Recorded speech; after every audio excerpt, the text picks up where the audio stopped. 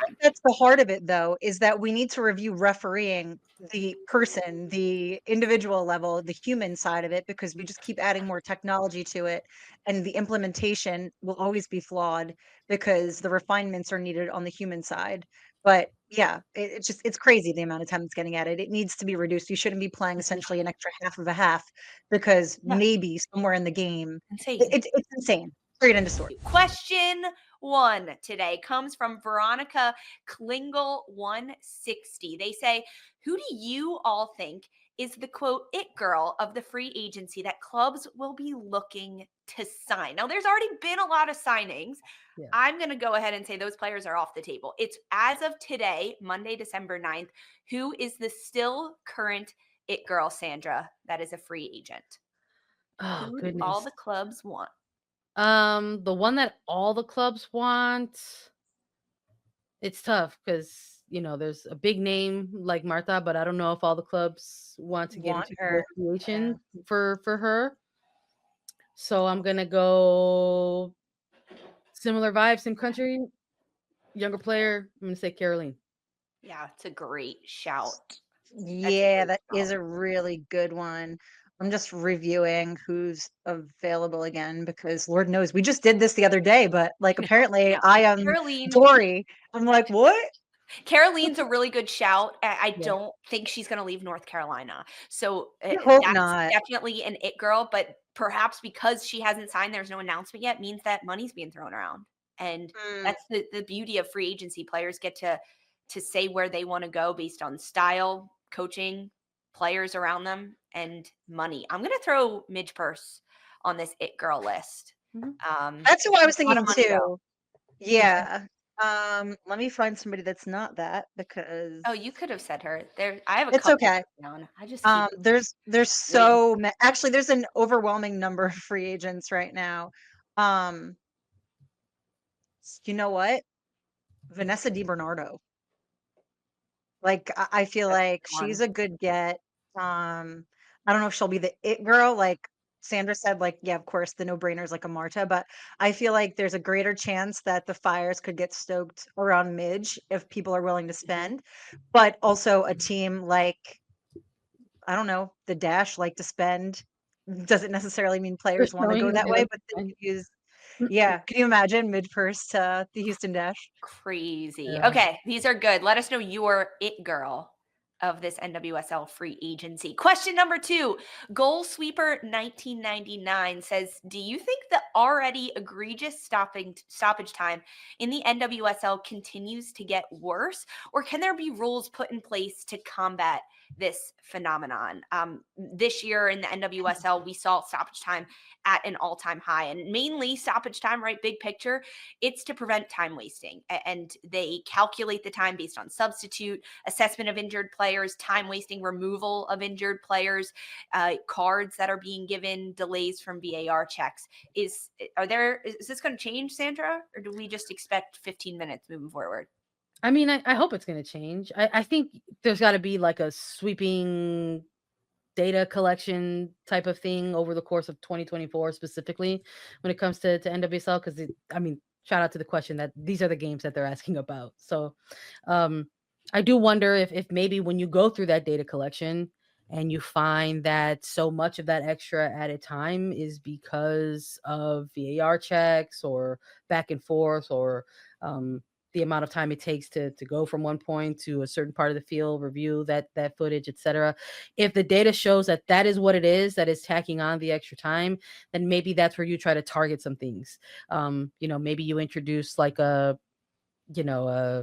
clock, like there's a pitcher's clock now in Major League Baseball. Like you've got a certain amount of time to make that pitch and make that decision. Like maybe there's a clock for the official. It's like, this was your call on Yeah. the pitch. There's something here you should look at. You've got 30 seconds to make a decision.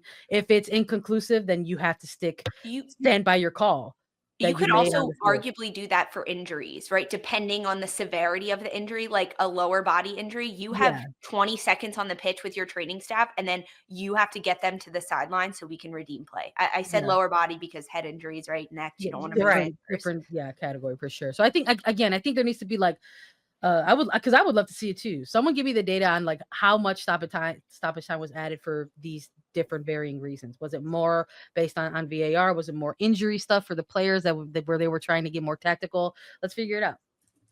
Also, with VAR being more common in the NWSL and the pros, the professional referee organization, getting more experience, they're constantly in training for it. I imagine those VAR review checks are going to go down in time as well moving forward, which will also make for less disciplinary time. We'll keep you guys updated on the I stoppage think time. that's the heart of it, though, is that we need to review refereeing the person, the individual level, the human side of it, because we just keep adding more technology to it. And the implementation will always be flawed because the refinements are needed on the human side. But yeah, it's crazy the amount of time it's getting added. It needs to be reduced. You shouldn't be playing essentially an extra half of a half because Yeah. maybe somewhere in the game, Insane. it's insane. Straight end of story. Yeah, Insane. it It got is really absolutely bad. insane. Yeah. Question number 3. This one's from Paper Liger. I don't know. Paper 8655 Liger? Liger? Like from Saying Napoleon Dynamite? Liger. Oh, there we go. Lion and the tiger. Guys, it's a Monday. Let me go. Lisa the knows question- internet's good. Actually, Lisa's on par with my boomer mom in terms of just understanding aspects of the internet, and I love it. It's her most endearing quality. That's the best. I am. I don't know the internet. I don't. No, she's not online enough, guys. And she's the smartest one of us all for a reason. Okay, well, the question comes. I love you guys. Thanks. Who are some underrated players in women's football that we need to be paying more attention to and or celebrating? This might be one of my favorite questions that we got, because what other better way to highlight some, under the radar players? Christine, do you have any that come to mind immediately? I feel like the names that jump into my mind are players that are notable that tend to get their flowers. So I'm trying to like flip through the Rolodex of like, yeah, But, okay, like but on world stage, they might not, right? Like if it's Yeah, an exactly. NWSL player or something. Sandra, I mean, who like jumps to you? Shout out to this question again. Really good ones today. Appreciate it. And I immediately was like, let me think outside of like, United States. And I think I referenced a couple of these players when we were like celebrating Latin American History Month. But a good chunk of players that were like part of that like U20 Mexico World Cup squad are players that stand out for me. Probably the biggest one is Montse Saldivar. She plays with Club America for Liga MX Femenil. She's like showing up and showing out constantly, like absolutely this like modern era type of player energy where she's kind of navigating space between like that left back, left winger. She's a left binger type of player. Can absolutely bomb if you need to generate and create. So she for sure is a player that's on my list. Young player, only 18. What people are really excited about now at 25 with Ovalle is great, but Ovalle was starting to show these things when she was just first playing in Liga MX Femenil like 8 years ago. So now she started so young, and now she's still young at 25, and like all these rumors are around her for transfer fees and stuff like that. And I feel like for me, Montse Saldivar could maybe be like giving some of that next Ovalle type of energy. So really good player. Players. Yeah, that jumps to mind, Sandra. I'm staying in Liga MX Femenil with Jackie Ovalle. People are not talking about her enough. She's changing the game with not only all the awards she has won with Tigres, but the way that Ovalle plays, it can change a game. She is a superstar that steps into the spotlight when she needs to.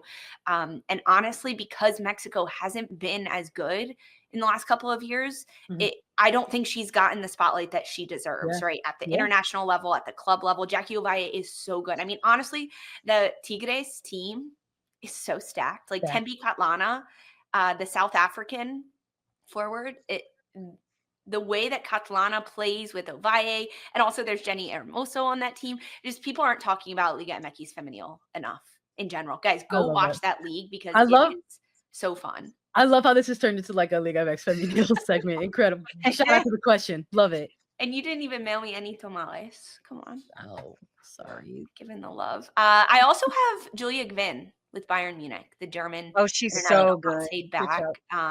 So And then good. I had to give some other love to defenders. Vanessa Gilles with Lyon. Lyon has been doing really well this year because of Gilles. So some love to defenders with Vin and Gilles. Guys, I loved your questions.